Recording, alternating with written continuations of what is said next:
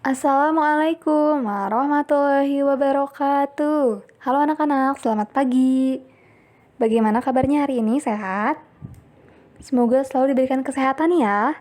Hari ini kita akan belajar kembali ya anak-anak. Kita akan belajar tema 8, subtema 2, pembelajaran 2. Sebelum pembelajaran dimulai, siapkan dulu alat tulisnya ya, alat tulisnya masing-masing. Nah, sekarang kita berdoa terlebih dahulu sesuai dengan kepercayaannya masing-masing. Berdoa dimulai.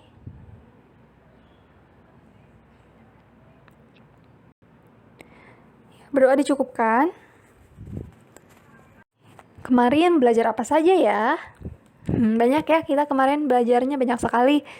Kita telah tahu nih siklus air tanah, dimulai dari air bergerak meninggalkan tanah ke udara, air turun lagi ke tanah dalam bentuk air hujan, dan air yang turun ke tanah masuk ke sungai dan akan terkumpul kembali di laut.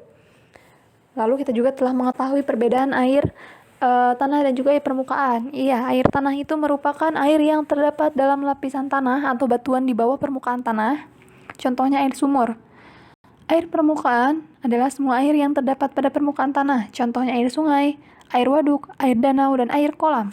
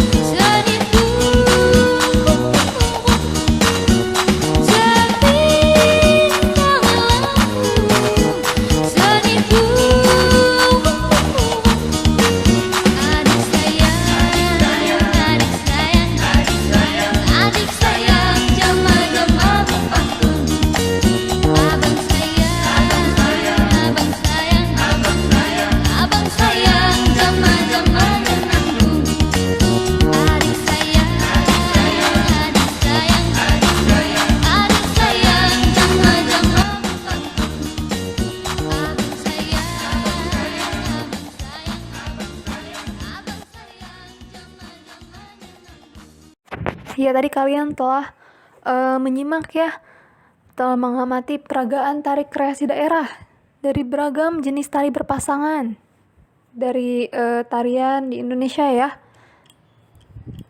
Nah, sekarang coba kita baca teks ya. Baca teks tentang pola lantai gerak tari. Nah, ini judulnya pola lantai gerak tari. Pada saat menari, penari kadang bergerak ke kiri, ke kanan, maju, mundur, atau bergerak membentuk lingkaran. Jika digambarkan, seolah-olah ada satu garis imajiner yang dilalui penari selama menyajikan satu tarian. Garis imajiner juga dapat digambarkan dengan melihat formasi para penari dalam memperagakan tarian. Para penari dapat membentuk formasi garis lurus, lengkung, segitiga, atau lingkaran. Bentuk formasi garis dapat berubah-ubah selama penari menampilkan sebuah tarian. Garis imajiner yang dilalui oleh penari saat melakukan gerak tari disebut pola lantai. Pola lantai merupakan garis imajiner yang dibuat oleh formasi penari kelompok. Secara umum, pola lantai berupa garis lurus atau garis lengkung. Bentuk pola garis lurus dapat dikembangkan menjadi berbagai pola lantai, di antaranya horizontal, diagonal, garis lurus ke depan, zigzag, segitiga, segi 4, dan segi 5. Bentuk pola garis lengkung dapat dikembangkan menjadi berbagai pola lantai, di antaranya lingkaran, angka 8, garis lengkung ke depan, dan garis lengkung ke belakang. Nah, perhatikan gambar-gambar berikut. Nah, ini contoh beragam pola lantai ya. Ada gambar A, gambar B, C, D, E, F. Nih, ini gambarnya. Ya, kita lihat pola lantai yang lain. Ya, ternyata beragam sekali ya. Nah, itu yang warna biru, itu penari. Yang kuningnya tuh arah hadapnya nih. Ya, beragam sekali ya bentuknya ya. Lucu-lucu tuh bentuknya. Nah, ini makanya kalau kalian lihat tarian yang bentuknya misalkan lurus semuanya atau yang membentuk lingkaran, itu sebelumnya diatur dengan menggunakan pola lantai ya. Nah, ini contoh gambar lainnya nih, ada tari legong dan juga tari saman. Nah, ini tari legong nih, ini berdua ya berpasangan. Lalu ini tari saman, ini lurus ya, itu posisi setiap penarinya merantai gitu ya ke pinggir. Ya, tadi setelah kalian memperhatikan ya beragam pola lantai dan juga telah membaca teks tentang pola lantai gerak tari pada halaman 61 sampai 63, coba kerjakan tugas berikut. Yang pertama, tuliskan kembali pengertian pola lantai menggunakan bahasamu sendiri. Usahakan agar orang lain memahami dengan mudah saat membaca tulisanmu, gunakan kosakata baku. Ya, coba kalian tuliskan nih pola lantai menurut kalian itu apa sih? Jangan sama-sama buku ya. Coba kalian buat berbeda.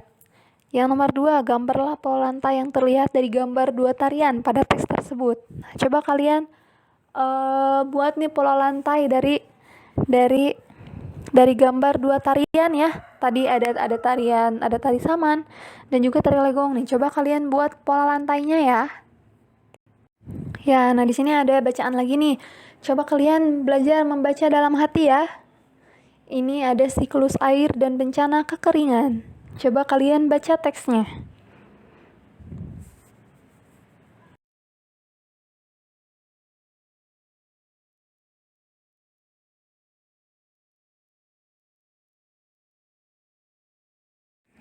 Ya, kalau sudah, coba jawablah pertanyaan berikut ini. Ini ada 6 pertanyaan, coba kalian jawab ya. 1. Peristiwa apa saja yang terjadi pada teks siklus air dan bencana kekeringan? 2. Bagaimana proses siklus air menghasilkan air yang bersih? Jelaskan. 3. Apa yang dimaksud dengan air tanah? 4. Bagaimana perbedaan air tanah dengan air permukaan? 5. Mengapa air permukaan biasanya lebih kotor dibandingkan dengan air tanah? Jelaskan. 6. Apa akibat dari musim kemarau yang panjang? Iklim yang mengalami perubahan akan bermuara pada lama musim yang berubah-ubah.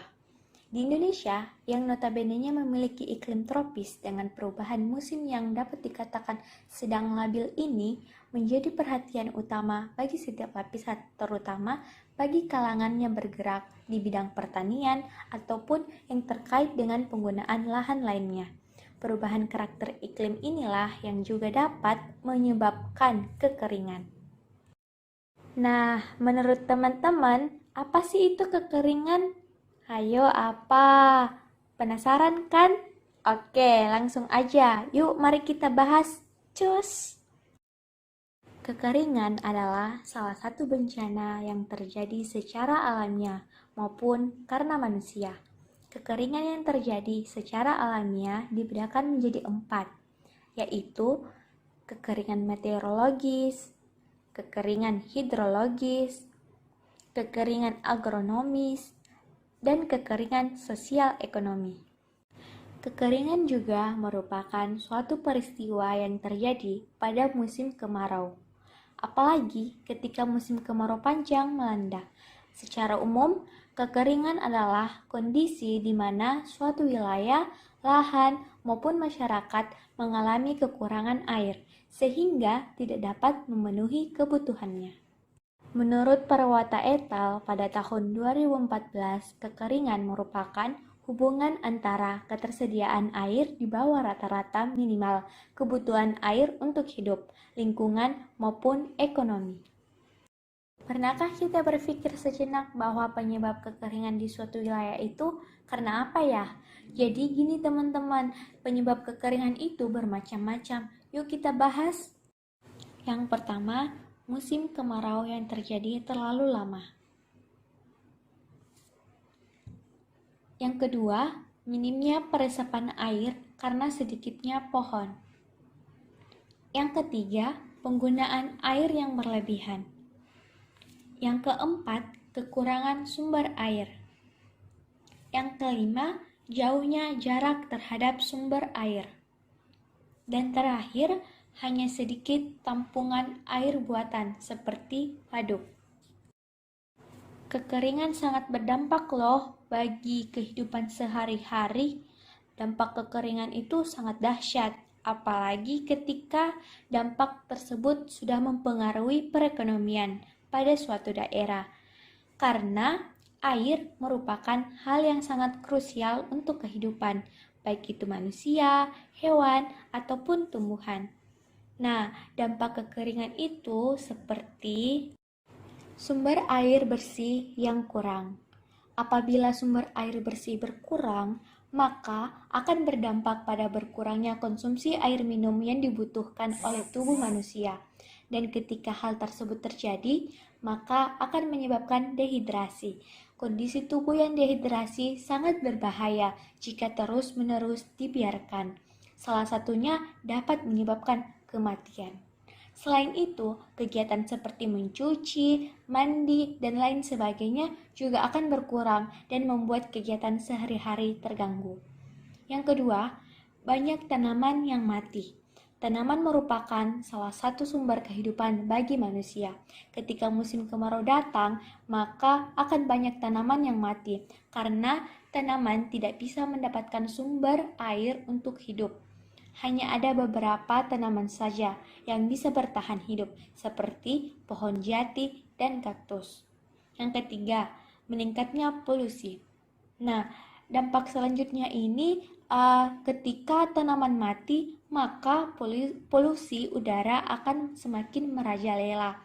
Hal tersebut disebabkan tidak ada tanaman yang berfungsi sebagai agen yang berproses gas karbon dioksida untuk dijadikan oksigen bagi kehidupan. Ya, tadi kalian telah mengamati video ya. Video tentang kekeringan ya. Kekeringan jika tidak ada air nih.